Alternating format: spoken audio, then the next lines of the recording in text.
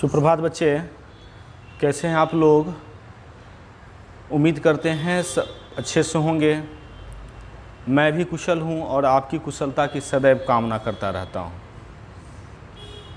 वर्ग 8 विषय व्याकरण अध्याय 14 लेकर आपके पास उपस्थित हूं। अलंकार। ललित लबंग लता परिशीलन कोमल मलय समीरे मधुकर निकर करम्बित कोकिल कुंजित कुंज कुटीरे। यहाँ पर हमने इसका अर्थ नहीं समझ पाया, लेकिन सुनने में कहीं अच्छा लगा, कारण कि इसमें अलंकार का प्रयोग किया गया है। ललित लबंग लता, एक ही वर्ण की आवृत्ति बार बार आई है, या कुंजित कुंज कुटीरे, क वर्ण की आवृत्ति बार बार आई है। यहाँ पर अलंकार का भी प्रयोग किया गया है। हम पढ़ते हैं अलंकार। हिंदी साहित्य में काव्य और लेख, गद्य और पद्य दोनों में इसकी ज़रूरत पड़ती है। आपके पाठ्यपुस्तक के अनुसार कि अलंकार गद्य और पद्य दोनों जगहों पर देखा गया है। हालांकि पद्य में इसका उपयोग अधिकाधिक है और रोचकता इसकी बनी रहती है, सुनने वाले की रोचकता बनी रहती है। अलग अलग अलंकारों का प्रयोग करते हैं। हम कुछ अलंकारों को देखते हैं, समझते हैं। अलंकार का शाब्दिक अर्थ। अलंकार जानते हैं, अलंकार का शाब्दिक अर्थ की हम बात करें तो आभूषण या गहना होगा। जिस प्रकार स्त्रियां स्वयं को आभूषणों से सुसज्जित करती हैं, उसी प्रकार रचनाकार अपनी रचना को शब्द रूप या अर्थ रूप, दोनों अर्थ बातों में, या तो शब्द को सुंदर प्रयोग करते हैं शब्द का, या अर्थ सुंदर ढूंढ कर लाते हैं, उपयोग करते हैं, जिससे उनकी काव्य क्या होते हैं, सुशोभित हो जाते हैं। शब्द रूपी या अर्थ रूपी आभूषणों से सजाते हैं अपनी रचना को। शब्दों तथा अर्थों के चमत्कार पूर्ण अभिव्यक्ति को हम अलंकार कहते हैं। उसी का उपयोग जब हम करते हैं शब्दों या अर्थों में, दोनों माध्यमों से, और उसका अच्छे से उपयोग करके, चमत्कार उपयोग करके, मैं दिखाऊंगा किस तरह से चमत्कार उपयोग किए गए हैं। इस अभिव्यक्ति को, इसे सामने लाना, समझाना ही अलंकार है। अलंकार का प्रयोग दोनों प्रकार की रचनाओं में, इस बात को आप ज़रूर ध्यान दें बच्चे कि इस गद्य और पद्य है ना, दोनों जगहों पर इसका प्रयोग किया जाता है। आगे हम बढ़ते हैं। दोनों प्रकार की रचनाओं में होता है। इससे अभिव्यक्ति प्रभावशाली और आकर्षक हो जाती है। जो हमारे काव्य होते हैं वह रोचक होते हैं, सुनने में अच्छा, कर्णप्रिय भी होते हैं, सुनने में अच्छा लगता है और प्रभावशाली होता है। आगे हम बढ़ें। अलंकार के प्रकार की बात करें तो अलंकार शब्दालंकार। पहला है शब्दालंकार। शब्दालंकार जिन अलंकारों में शब्दों द्वारा चमत्कार उत्पन्न किया जाता है। हम शब्दों का उपयोग करके हम चमत्कार उपयोग करते हैं, रोचकता लाते हैं, हम उन्हें शब्दालंकार करते हैं। इसमें शब्द का प्रयोग देखा जाता है। जैसे चारु चंद्र की चलचल किरणें, है ना, खेल रही थी नभ थल में। अब यहाँ पर हम देखते हैं कि चारु चंद्र की चंचल, मतलब लगातार च का जो प्रयोग किया गया है, च वर्णों की आवृत्ति के कारण ये क्या हुए हैं, सुनने में अच्छा लगा है, बढ़िया लगा है। इससे काव्य को रोचकता बढ़ी है सुनने की। चारु चंद्र की चंचल किरणें खेल रही थी नभथल में, तो इसे सुनने से क्या होता है, रोचकता काव्य में आते हैं। तो यहाँ पर शब्दों का उपयोग करके ये चमत्कार पैदा किया गया है कविता की पंक्ति में। तो ये शब्दालंकार के उदाहरण थे। आगे हम देखते हैं शब्दालंकार की भेद की बात करें तो पहला भेद अनुप्रास, जिसके उदाहरण हमने देखा था, जहाँ पर एक ही वर्ण की एक से अधिक बार आवृत्ति होती है और काव्य में चमत्कार उत्पन्न किया जाता है, वहाँ अनुप्रास अलंकार होते हैं। यहाँ पर दिखाया गया है कानन कूक कै कोकिल कूक करे की, है ना, यहाँ पर आवृत्ति बार बार आई है ना। तो इस तरह से एक ही वर्ण की आवृत्ति अगर बार बार आई है तो भी वहाँ पर हम अनुप्रास अलंकार हम देखते हैं और उसे अनुप्रास के अलंकार के अंतर्गत रखा जाता है। बच्चे ध्यान दें, यहाँ पर कुछ पुस्तकों में ऐसा भी लिखा गया है कि आगे के वर्ण तो मिलने ही चाहिए, अगर पीछे के वर्ण भी मिलते हैं, किसी शब्द के अंत वाले भी वर्ण अगर लगातार वर्णों की आवृत्ति होती है तब भी वहाँ पर अनुप्रास अलंकार देखा जाता है। हम फिर से सुनते हैं कि अगर कोई ऐसे पंक्ति हैं ऐसे काव्य के जिसके अंत के वर्ण मिल रहे हैं, अगर एक का कुमार कमार इस तरह से अगर आते हैं, सबके अंत में र वर्ण की आवृत्ति होती है, तो यह भी अनुप्रास अलंकार के अंतर्गत आते हैं।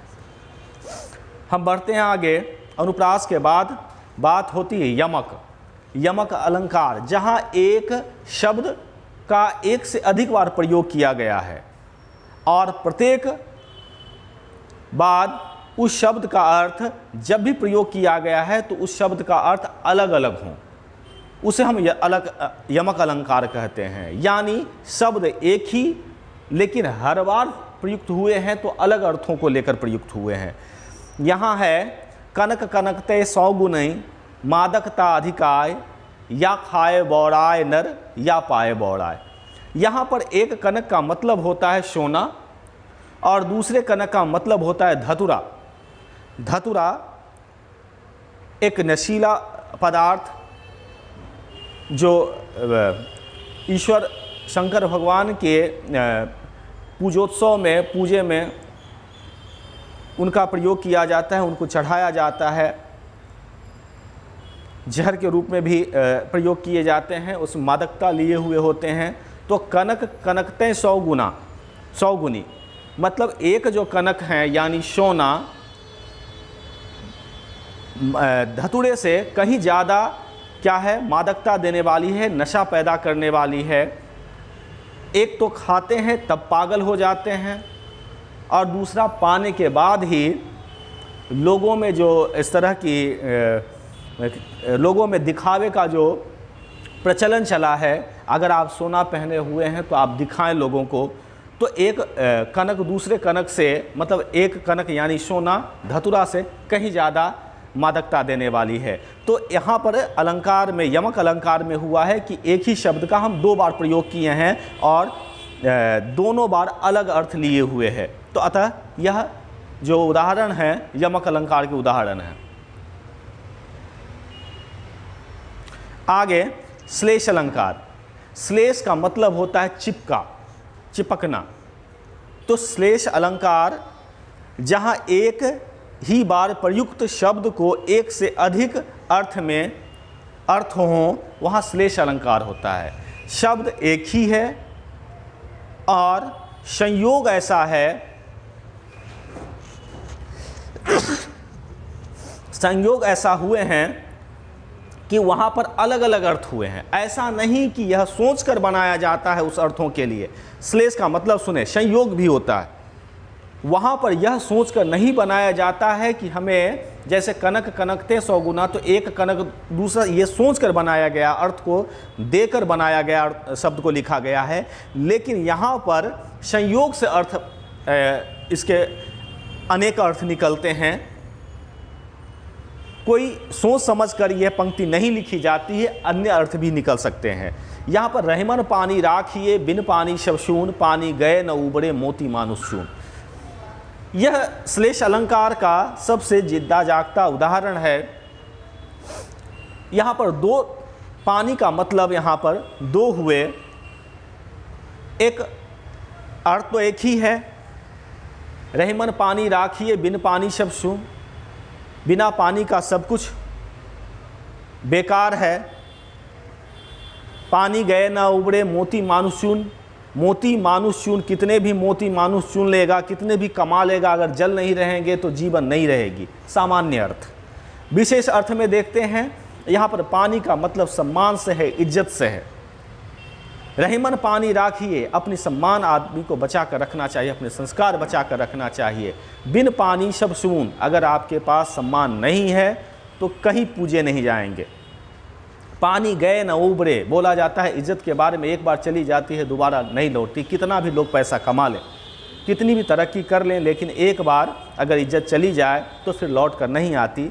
तो इस तरह के भी अर्थों में यहाँ पर देखा गया है। तो श्लेष अलंकार का अर्थ, श्लेष का मतलब हम समझते हैं संयोग। यह सोच समझ कर लिखी नहीं जाती हैं, लेकिन संयोग से इसके अर्थ अलग निकल कर आते हैं, वह श्लेष अलंकार होता है। यहाँ पर कुछ प्रश्नों हैं बच्चे, इसके उत्तर हम देखना चाहेंगे। संबंधित प्रश्न है, पाठ के हैं। अलंकार से क्या अभिप्राय है? वह साधन जिससे काव्य में सौंदर्य उत्पन्न होता है। काव्य की सुंदरता के कारण अलंकार है। उपयुक्त दोनों, इनमें से कोई नहीं। वह साधन जिससे काव्य में सौंदर्य उत्पन्न होता है। दूसरा है काव्य की सुंदरता का कारण अलंकार है। दोनों हो सकते हैं। काव्य की सुंदरता का कारण क्या है? अलंकार हो सकते हैं, या वह साधन जिससे काव्य में सौंदर्य प्रदान किया जा सकता है। अगला, निम्नलिखित में से अलंकार का क्या महत्व है? यहाँ पर देखते हैं, इसमें काव्य की रोचकता बढ़ जाती है, सही है। भाषा आकर्षक और प्रभावी होता है, ये भी सही है। इससे वर्ण विषय में सरल एवं सुयोग्य बनाया जा सकता है, ये भी सही है। यहाँ पर उपयुक्त सभी होंगे। सभी अलंकार सभी चीज़ों में यह मदद करता है। अलंकार काव्य का रूप कब विद्रूप कर देते हैं?